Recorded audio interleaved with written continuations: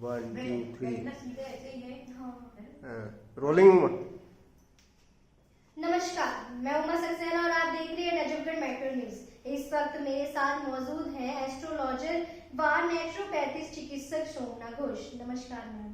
नमस्कार जी, तो आज आप हमारे दर्शकों से क्या बताना चाहेंगे? मैं बाय प्रोफेशन एस्ट्रोलॉजर हूँ, नेचुरोपैथिस्ट हूँ। तो मैं आपके माध्यम से आज दर्शकों को ज्योतिष विद्या क्या है, एस्ट्रोलॉजी क्या है, क्या इसका प्रभाव है, क्या महत्वपूर्णता है, क्या ये लिंक है हमारे समाज से, इसका क्या लिंक है, वो बताना चाहूंगी। क्योंकि जी, तो हम जानना चाहेंगे कि जो ज्योतिषी विद्या होती है वो क्या है? देखिए, हमारे जो आकाशीय पिंड होते हैं, जो ग्रह नक्षत्र होते हैं, उसका अध्ययन करना और उसका एक विशेष तौर पे एक अध्ययन करना कि उसका हमारे जीवन पे भी असर पड़ता है, उसकी जो रश्मियां हमारे जीवन पे पड़ती हैं, उससे हमारे घटना में, जीवन की घटनाओं में, हमारे शरीर में, हमारे मन मानसिक स्तर पे क्या असर पड़ता है, ये हमारे आकाशीय पिंडों में जब बदलाव आएगा तो उससे हमारे जीवन में क्या बदलाव आ सकता है भविष्य में, इन फ्यूचर।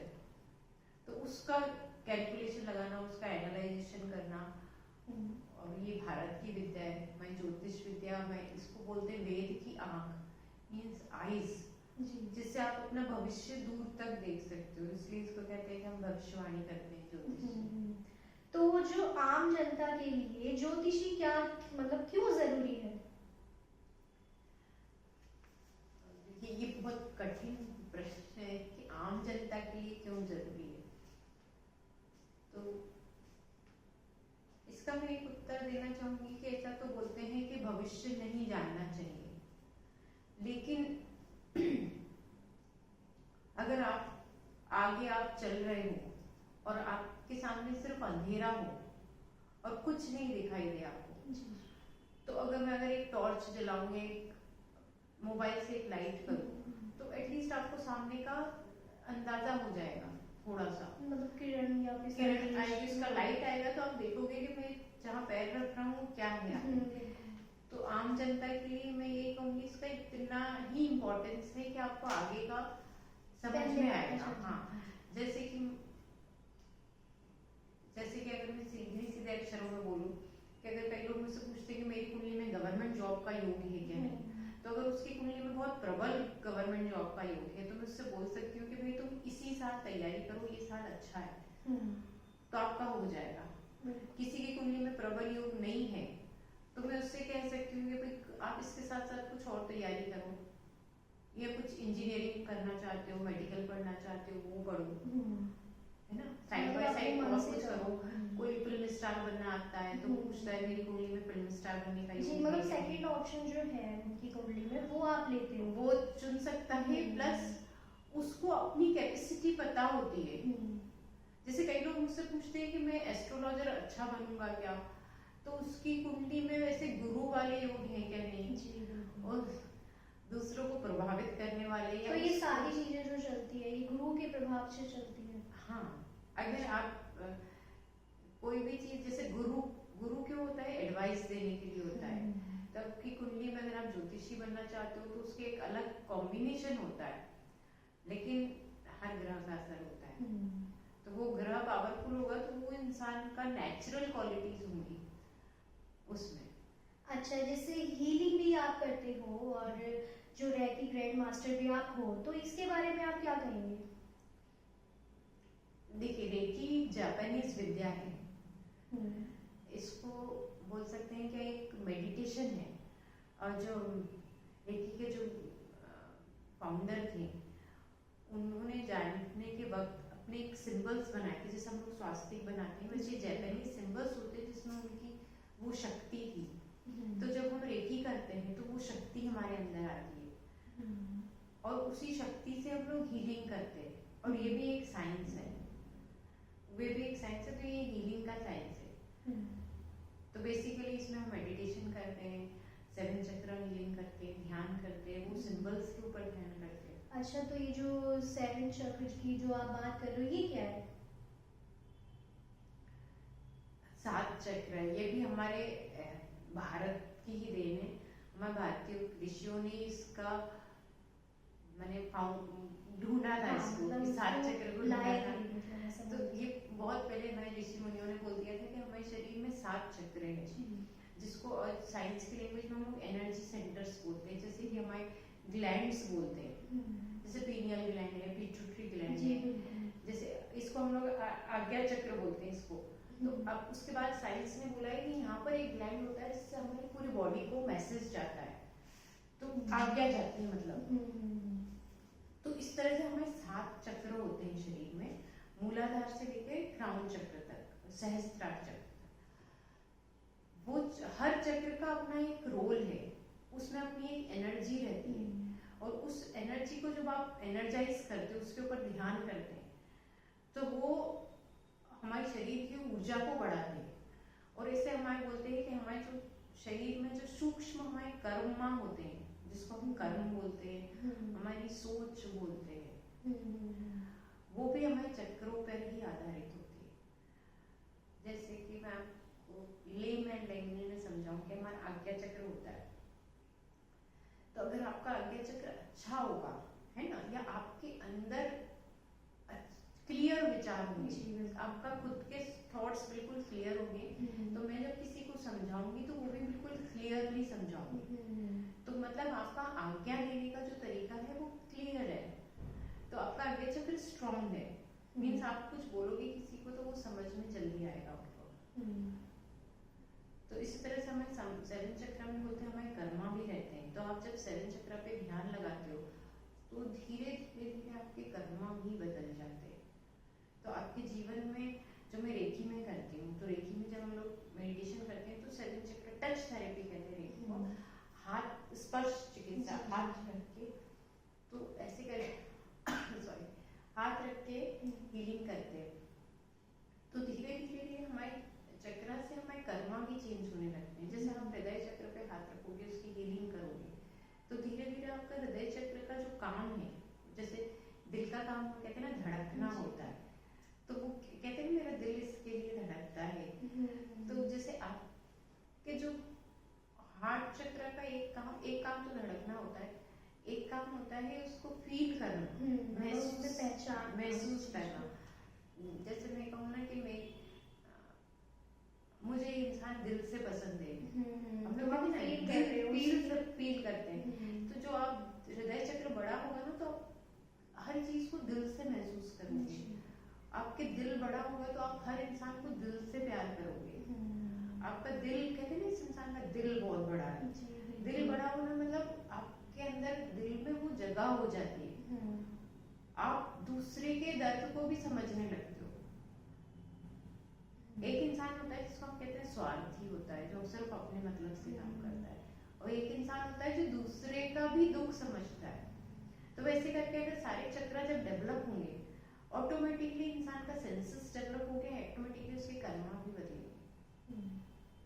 तो जैसे कि बोला जाता है कि जो लोग जैसे कि बोला जाता है कि जो लोग मर जाते हैं, उनके जो कपड़े होते हैं, उनकी जो चीजें होती है, वो यूज नहीं करनी चाहिए, ऐसा क्यों? इसका भी एक साइंस है। जैसे लोग बात कहते हैं कि जो रीसेल के कपड़े आते हैं कहीं पर, जैसे हम लोग मार्केट में खरीदते हैं, ऐसा नहीं खरीदना जैसे कि चाहिए। सरोजनी मार्केट का ज्यादा बोला जाता है, हाँ, क्योंकि कम प्राइस में भी दिए जाते हैं, वो तो लोग सोचते हैं। एग्जैक्टली, ऐसा बोलते हैं कि सिर्फ ऐसे ही कपड़े नहीं, किसी के भी कपड़े नहीं पहनने चाहिए। उसका कारण होता है कि जो, जैसे मैंने अभी कहा एनर्जी के बारे में, तो मेरी बॉडी में मेरी एनर्जी है, इधर भी मेरी एनर्जी है, और मेरे एनर्जी से अगर कोई चीज सबसे पहले टच हो रही है तो मेरा ड्रेस, मेरे कपड़े टच हो रहे हैं ना, तो और ये पूरे समय टच होते हैं, तो इसमें एक ऊर्जा आ जाती है। तो जब ये कपड़ा कोई और पहनता है, जैसे हम लोग कहते हैं जो गुरु के कपड़े होते हैं, जो हमारे मास्टर होते हैं, टीचर होते हैं, उनके कपड़े लेने चाहिए, उनके कपड़े पहनने चाहिए, तो हम उनके जैसे बनेंगे। तो वैसे ही जब आप किसी और के कपड़े पहनते हैं तो उनकी ऊर्जा आपके साथ रहती है। और कोई इंसान जो गुजर गया है, ऐसे बोलते हैं उसकी अधूरी इच्छा है उसके कपड़ों में रहती है, उनकी चीजों में रहती है। तो आप कहीं ना कहीं उनसे कनेक्ट हो रहे हैं, जो इस दुनिया में नहीं है, और क्योंकि वो इस दुनिया में नहीं है तो वो किसी न किसी माध्यम से यहाँ जुड़े हुए हैं। तो वो कपड़ों के माध्यम से भी हो सकता है, किसी दूसरी चीज के माध्यम से भी हो सकता है, तो उसका असर आपके ऊपर आएगा, अच्छा और बुरा दोनों ही आएगा। जैसे आप मेरे सामने बैठे हो और सपोज आपके अंदर गलत भावना है, तो आप मुझे प्रेरित करोगे गलत काम के लिए। आपके अंदर अच्छी चीजें तो आप मुझे प्रेरित करोगे अच्छी अच्छा, काम मतलब के जो लिए। लोग मर जाते हैं, जो उनकी एनर्जी है वो खुद दूसरों से करवाती है, ऐसा मतलब होता है, पूरा तो नहीं पर कुछ कुछ रूप में मतलब अपनी इच्छाएं वो पूरी करवाती है। ठीक है, तो अच्छा ये जो एस्ट्रोलॉजी है इसको हम नेगेटिव वे में ले या पॉजिटिव वे में ले, कैसे ले मतलब हम? नेगेटिव वे में आप इस तरह से कह सकते हैं, हम कहते हैं कि जो भविष्य होता है हमारा, वो असल में हमारा पिछले जन्मों का किया हुआ इस जन्म में सामने आता है। इसलिए हम लोग कहते हैं शनि की 7.5 लगती है तो बुरा हो जाता है, राहु का लगता है तो बुरा हो जाता है।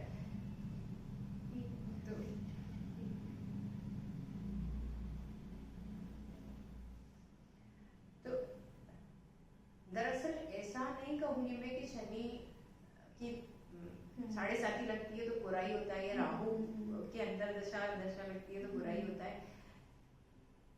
तो इसको नेगेटिव वे में इस तरह से कह सकते हैं कि ये कड़े ग्रह होते हैं, माने स्ट्रॉन्ग ग्रह होते हैं, तो आपको ऐसा बोलते हैं लेसन सिखाने के लिए आते हैं। तो इसमें अगर आपने कुछ गलत करा तो वो अपने, क्योंकि आपने पिछले जन्म में किसी के साथ कुछ बुरा किया है, कर्म जैसे कुछ गलत किया है, तो इस जन्म में आप लेसन कैसे सीखोगे? जैसे मैंने किसी का कोई सामान चुराया है, तो इस जन्म में अगर मेरा कोई सामान चुराएगा तो मुझे पता चलेगा कि मैंने वो काम गलत करा था। अच्छा, जैसे लेसन हमारे साथ सीखेंगे मतलब जो बुरा हो रहा है तो हम समझ जाए कि वो पहले ही हमारे साथ मतलब हमने किसी के साथ हमने करा है। किसी के साथ किया तो है। इसलिए हम बोल सकते हैं कि ज्योतिष नेगेटिव पॉजिटिव नहीं कहेंगे, लेकिन हर ग्रह में कुछ सिखाता है। तो ये होता है कि शनि और राहु मोस्टली, और आपकी कुंडली के आधार पे कौन सा ग्रह खराब रिजल्ट देता है, तो वो आपको कुछ ना कुछ सिखाने के लिए आया है, तो वो थोड़ा नेगेटिव रिजल्ट देगा। लेकिन अगर आप उपाय करते हो, आप अपने काम ठीक से करते हो, अपनी ड्यूटीज ठीक से निभाते हो, तो वो ग्रह पॉजिटिव रिजल्ट देंगे। अच्छा, जैसे बोलते हैं कि जो नजर लग जाती है, जैसे लोग बोलते हैं कि मुझे नजर लग गई है या हम बीमार पड़ गए, उसने हमें टोक दिया, तो वो क्या है मतलब? ऐसा होता है, ऐसा माना जाता है?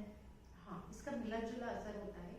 जैसे सिंपल लैंग्वेज में, जब मेरे पास बहुत सारे क्लाइंट ऐसे आते हैं कि वो मुझसे हमेशा कहते हैं कि मैम मेरे पीछे भूत लग गया है या किसी ने ब्लैक मैजिक कर दिया है, तो मैं कुंडली जब देखती हूँ तो मोस्टली राहु की दशा या अंदर दशा चलती है, तो वो ग्रहों का भी असर होता है, कुछ हमारे पिछले जन्म का भी कर्म होता है, और कुछ क्या होता है जब हम राहु की दशा से गुजरते हैं तो हमारा ऑरा वीक हो जाता है, हम खराब माहौल से गुजरते हैं, तो उस समय हमें कोई भी नेगेटिवली कोई भी इंसान हमारे साथ कुछ भी बुरा करता है तो वो ही एक तरह का नजर दोष बोल सकते हो आप उसको, नजर लगना। जी, तो आप अभी संदेश क्या देना चाहेंगे दर्शकों को?